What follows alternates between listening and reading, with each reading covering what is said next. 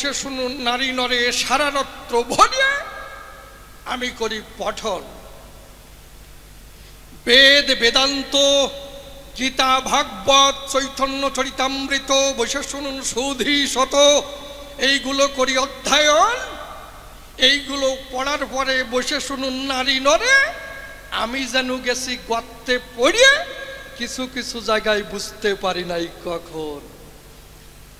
কারণ এই জগতে গুরুদেব যারা আমি দিয়ে বলি আমার কাব্যের ধারা,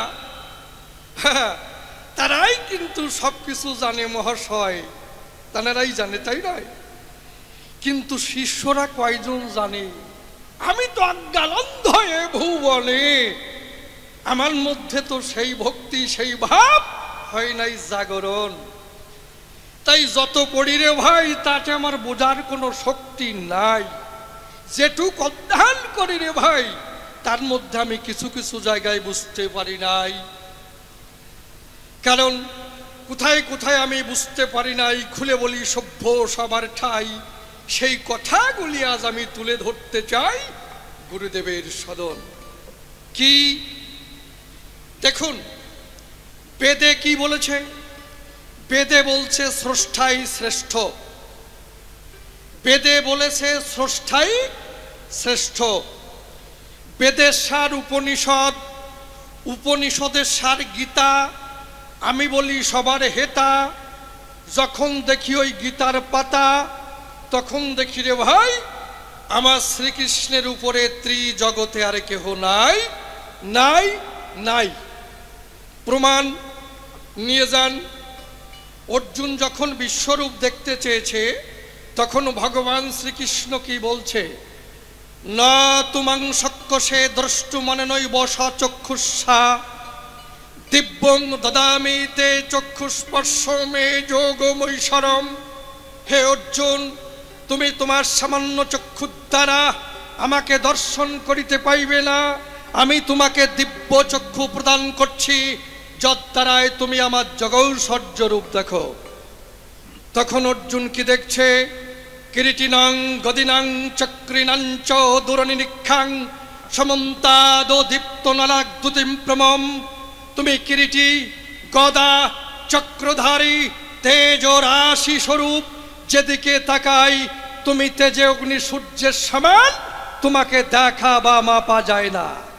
আরো দেখিতেছি অনাদিম ধান্ত মনন্ত বীর্য মনন্ত বাহুম শোষি সূর্য নেত্রম পশ্যামি তাং দীপ্ত হুতাশ বক্তং সতেজসা বিশ্বমিদং তপন্তম।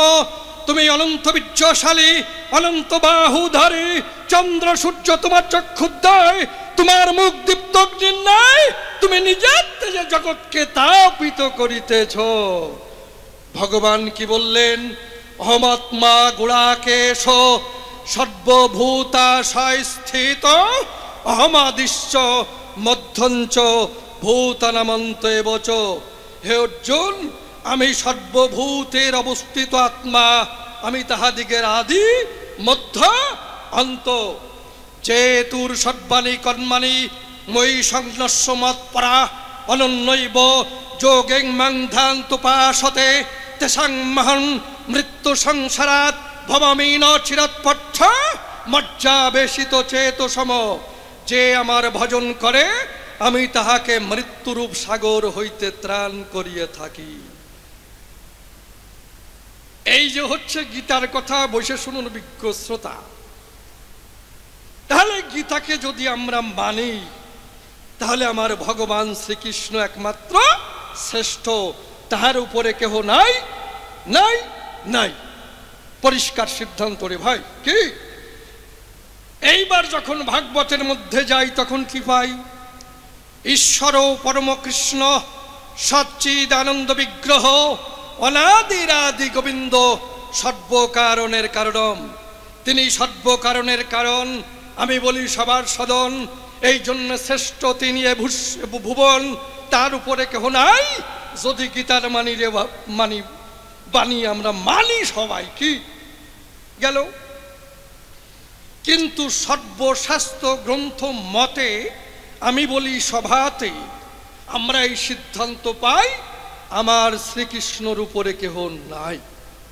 কিন্তু ভেজালে কোন জায়গায় পড়ে যাই, আমি গর্তে কোন জায়গায় পড়ে যাই, সেইটুকু একটু তুলে ধরি ভাই। কারণ জয়দেবের লেখা গীত গোবিন্দখানা যখন আমি অধ্যয়ন করি তাই তার মধ্যে কি পাই? কিশোরীর দাস মই পিতবাস ইতে সন্দেহ যার, কোটি কোটি জনম করিলে ভজন বৃথাই ভজন তার। চমৎকার সমস্ত শাস্ত্র গ্রন্থ বসে শুনুন, জ্ঞানবন্ত দিয়েছে একই সিদ্ধান্ত, শ্রীকৃষ্ণর উপরে কেহ নাই। জয়দেবের লেখা গীত গোবিন্দ যখন পড়ি, আমি যাই গর্তে পড়ি, ওখানে রাধা রানীর শ্রেষ্ঠত্ব পাই। কারণ যিনি সর্বকারণের কারণ, এ বিশ্বভুবন, যাহার করে সাধন ভজন, যাহার করে পূজন, তিনি রাধা রানীর চরণ মস্তকে করেছে ধারণ। আমি বলি সভ্য সবাপাস, তিনি হাজ হয়ে গেছে রাধা রানীর চরণে দাস। সর্বনাশ! তাহলে শ্রেষ্ঠত্ব যাহা কিছু ছিল সব কোথায় হারিয়ে গেল? জয়দেবের লেখা গ্রন্থখানি যখন চোখে পড়িল, কি তখন রাধারানীর শ্রেষ্ঠত্ব পাই। তাই অন্তরে আছে ভাবো, এইখান থেকে গুরুদেবের কাছে প্রশ্ন করব, দেখি আমার গুরুদেব কি সিদ্ধান্ত দেয় সবার সদন। কি দাঁড়িয়ে বলি সবার ঠাই এইবার, মানে আমি প্রশ্নের মধ্যে যাই। তাহলে বাবা, আমি এইখানে বুঝতে পারি নাই, বেদ বেদান্ত গীতা ভাগবত দিয়েছে একই মত, ভগবান শ্রীকৃষ্ণর উপরে কেহ নাই নাই নাই, তিনি শ্রেষ্ঠ। কিন্তু জয়দেবের লেখা গীত গোবিন্দে কেন রাধা রানীর শ্রেষ্ঠত্ব পাই? এই কৃষ্ণ শ্রেষ্ঠ হবে না রাধা রানী শ্রেষ্ঠ হবে? এই রাধা কৃষ্ণর মধ্যে কোনজন শ্রেষ্ঠ হবে? এর জবাব আমি তোমার কাছে চাই। রাধা বড় না কৃষ্ণ বড়, এর একটা মীমাংসা করো। তোমার কাছে পরিশুদ্ধ জবাব পেয়ে আমি সুখী হতে চাই। পরিষ্কার দাঁড়িয়ে বলি সবার ঠাই আমার প্রশ্নে কোনো ভেজাল নাই নাই নাই। কারণ আমি একটা কথা করি বর্ণনা, আমি শিষ্য কিন্তু বেশি একটা সুবিধাজনক না। কারণ আজকে গুরুদেবকে যখন কাছে পাই, যেখানে যেখানে বুঝতে পারি নাই সেখানে আমি বুঝতে চাই, আর একটু বাদাইয়ে যাই। দেখুন, রাধা বড় না কৃষ্ণ বড়? গেল। আচ্ছা, এইবার সর্বশাস্ত্র সিদ্ধান্ত মতে কৃষ্ণ শ্রেষ্ঠ ভগবান গেল। যদি বেদ বেদান্ত গীতা ভাগবত এইগুলো মানি, তাহলে শ্রেষ্ঠ ভগবান কৃষ্ণ জনার্দন, পরিষ্কার। আর এদিকে যদি জয়দেবের লেখা গীত গোবিন্দ মানি, রাধারানীর শ্রেষ্ঠত্ব পাই। কি এখন কি সর্বশাস্ত্র গ্রন্থ এর কথা মেনে চলবো, না জয়দেবের লেখা গীত গোবিন্দ অনুসরণ করে চলবো? কোনটারে মানব, কোন পথে চলবো, কার মান্যতা দেব, এর পরিশুদ্ধ জবাব চাই। পরিষ্কার। অন্তর দিয়ে দেখুন ভেবে, আজকে বেকায়দা বেজালে ভরে যাবে। যাক, প্রথম প্রশ্ন গেল হয়ে, কার্যনায় সে কথা কই আর একখানা প্রশ্ন করি উত্থাপন। কি দেখেন, একই গ্রন্থে কি পাওয়া যায়? একবার নাম নিলে যত পাপ হরে, পাতকীর সাধ্য নাই তত পাপ করে। আবার কোটি জন্ম করে যদি নাম সংকীর্তন, তথাপি না পাবে ব্রজের ব্রজেন্দ্র নন্দন। তাহলে একই গ্রন্থের কথা দুই রকম বক্তৃতা এইটা আমরা পাই। তাহলে একবার নিলে কি হবে আর কোটি জন্ম নিলে কি হবে, এর একটা পরিশুদ্ধ জবাব বাবা তুমি আমায় দিয়ে যাবে। সবাই কোনটা গ্রহণ করবে? একবার নেবে না কোটি জন্মকালী হরে কৃষ্ণ হরে কৃষ্ণ হরে কৃষ্ণ, কোনটা কবে? কি দাদা কি কও? হ্যাঁ, ব্যাপারটা কিন্তু বুঝলাম না। কারণ যদি কেউ একবারে সমুদ্র পার হতে পারে একসাথে, তাই অত কোটি বাদ দেওয়া লাগে। তাহলে কোনটা করবো? ও কি খালি শেষটি তাহলেই থাকবো, না এক্সারসাইজ চলিয়ে যাবো? কোনটা করবো? কি এর মধ্যে কোনটা শ্রেষ্ঠ হবে, কোন পথে চলবে, কোন ভাবে নাম করবে, কোন ভাবে জীবের উন্নতি হবে, এর জবাব চাই পরিষ্কার। যাকে প্রশ্ন গেল হয়ে কার্য নাই সে কথা কই। আর একখানা প্রশ্নের মধ্যে আমি যাই, কি দেখুন, এই যে নিতাই গৌর দুটি ভাই, যুগধর্ম করতে এলো বিতরণ, একজন হলো গৃহবাসী আর একজন হলো সন্ন্যাসী। এইবার এই দুই পথের মধ্যে কোন পথ জীব করিবে গ্রহণ? দেখুন মহাপ্রভুর পথ কি দেখেছেন? মহাপ্রভু দুটো বিবাহ করেছিল। প্রথম বউ সাপে কেটে মারা গেল, তারপরে আবার বিবাহ করলো, বিবাহ করে তাকে ঘরে রেখে গেল, করতালে বাড়ি বেড়ে বলি হরে কৃষ্ণ হরে, ঘর ছেড়ে চলে গেল। বসে শুনুন সুধীশ্বর, এই হচ্ছে মহাপ্রভুর পথ। এইবার আমি যদি ওই পথ ধরি, তাহলে প্রথমে বিয়ে করব, কোনো প্রকারে যদি বউ না মরে, একেবারে মশারির ভিতরে কালকে ওষুধ সাপ ঢুকিয়ে দেব, ওইটারে কামড় মারবে, ওইটা মরবে, আর একটা বিয়ে করব, করতালে বাড়ি বেরিয়ে হরে কৃষ্ণ বলে চলে যাব। এই হচ্ছে মহাপ্রভুর পথ। আজ যদি নিত্যানন্দর পথ ধরি, দাঁড়িয়ে বলি সবার বরাবরই, তার মধ্যে কি পাই? নিত্যানন্দ দুটো বিবাহ করলো, 8টা সন্তান জন্মালো, তারপরও তার পূর্ণ কুম্ভ কয়টা? আবার নবদ্বীপে গেলে কি বলে? জয় নিতাই, নিতাইয়ের জয় দেয়, দেয় না? এই আর এক মত। বিয়ে হবে, ছেলে মেয়ে হবে, তার মধ্যে আবার পূর্ণ কুম্ভ হবে, তার মধ্যে আবার নিতাইয়ের জয় দেবে। এই বেজাল কলে পড়ে গেছে রে বাবা, মিথ্যা বলি যাই পরিষ্কার না? এ কোন মত, কোন পথ? এদিকে এক রাস্তা, ওদিকে এক রাস্তা। এদিকে হরে কৃষ্ণ বলে হাঁটা দাও, আর ওদিকে হরে কৃষ্ণ বলে বউ নিয়ে সংসার করো। কেন বেজাল বাঁধাও?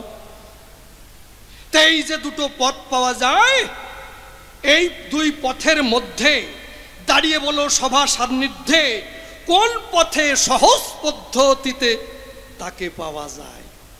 কি যে পথ সহজ সেই পথ গ্রহণ করব, কঠিন পথে কেমন যাবো রে ভাই? এই জন্য চিন্তা করি, তাই এই দুই পথের মধ্যে কোন পথ শ্রেষ্ঠ হবে, সেই পথের সন্ধান গুরু তুমি আমায় দিয়ে যাবে, পরিশুদ্ধ জবাব আমি তোমার কাছে চাই। গল্পটা বলবো, আপনারা কি বলে? বলবো? সবাই বলছেন তো? পরে বলবেন না তো কি একটা বাজে কথা বলিয়ে গেল? বলবেন না তো? ঠিক আছে, যদিও আপনাদের জানা থাকে তবুও বলবো, কারণ গল্প তো কি ভালো জিনিস বারে বারে কথা যায়। কি কোনো কাজ হবে না আজকে, হরি বল। বাবা তোমারে বলি, তুমি জবাব সাইজ মতো আইনো, বে সাইজ আইনে না। কি দাদা, কোনো হুতি কাজ হবে না আজকে। এমন জবাব আনলে আমার জাগা মতো চাচ্ছে না, তাহলে কেমন হয়? কেমন? 3 চোরা রাজার ফল বাগানে ঢুকে ফল চুরি করে খাইছে, মন্ত্রীর কাছে ধরা পড়ে গেছে, পাহারাদারের কাছে ধরা পড়ে গেছে, পাহারাদার পিঠ মোড়া করে বেঁধে নিয়ে আসছে, রাজা মহাশয় এই 3 চোরা আপনার ফল বাগানে ঢুকে ফল চুরি করে খায়, এদের উচিত শিক্ষা দিতে হবে গায়ে। বলে দেব? বলছে আচ্ছা তোমরা কি চুরি করে খেয়েছো? বলে না রাজা মশাই, আমরা না চেয়ে খেয়েছি। বলে এই না চেয়ে খেলে চুরি করা হয় না, ফাজিল কোথাকার। তা শোন, তোদের সাজা দেব কি, তোরা 3 জন আবার জঙ্গলে যাবি, 3 দিকে যাবি, কারো সঙ্গে যেন কারো দেখা না হয়, আর যার যার পছন্দ অনুসারে একটা করে ফল আনবি। যদি আমার পছন্দ হয় খেতে বলবো, আর যদি পছন্দ না হয় তাহলে নিম্ন দাঁত দিয়ে ঢুকাবো। পরিষ্কার কথা, এর মধ্যে কোনো ভেজাল নাই, হাসির কথা না। কি তা তিনজন চলে গেছে, তিন দিকে কারো সঙ্গে কারো দেখা নাই। একজন মারাত্মক চালাক, সাংঘাতিক চালাক, অসম্ভব চালাক, দারুণ চালাক। সে ভাবছে আমি এমন একটা ফল নিয়ে যাব, রাজা মহাশয় যদি পছন্দ না বলে বসে, নট পছন্দ যদি একবার বলে বসে, তাহলে তো আমার ওই নিম্নদার দিয়ে যাবে। এই জন্যে এমন একটা ফল নিয়ে যাব, যদি পছন্দ না হয় ওই জায়গা দিয়ে দিলি যাতে কষ্ট না হয়। কি কি তা ও কি করছে, একটা পাকা আঙ্গুর ফল পেকে একেবারে টুবু টুবু হয়ে আছে, মানে টিভিতে 2 আঙুল দিয়ে ধরা যাবে না, হাতের তালুর উপর নিয়ে আসতে হবে আস্তে আস্তে। ভাবছে যে যদি পছন্দ না হয় তাহলে উনাগের আর দেওয়া লাগবে না, আমার তা আমি দিয়ে নিবারি, কোনো অসুবিধা নাই। তা উনি একটা আঙ্গুর ফল নিয়ে নাচতে নাচতে শোনাচ্ছা নাচছে, এসে বলছে রাজা মহাশয় কি ফল এনেছো? এই যে পাকা আঙ্গুর। বলে নট পছন্দ, ওইটাকে ভুট করো জায়গা মতো দাও। বলছে আপনাদের আর কষ্ট করা লাগবে না, আমার তো আমি নিজেই দিয়ে নিচ্ছি। কারণ কি বলবো সবাতল, ও জানে এর মধ্যে আছে একটু জল, তাছাড়া তো আর কিছুই না। ওই দেওয়ার সময় খালি একটু জল টল মাইকে যাবে, তাছাড়া আর কিছু না। বড়দা কি কও? একদম। আচ্ছা, তা ওই দেওয়ার আগে টিভি লাগিয়ে সাথে একটু রস বেরোইছে, যা।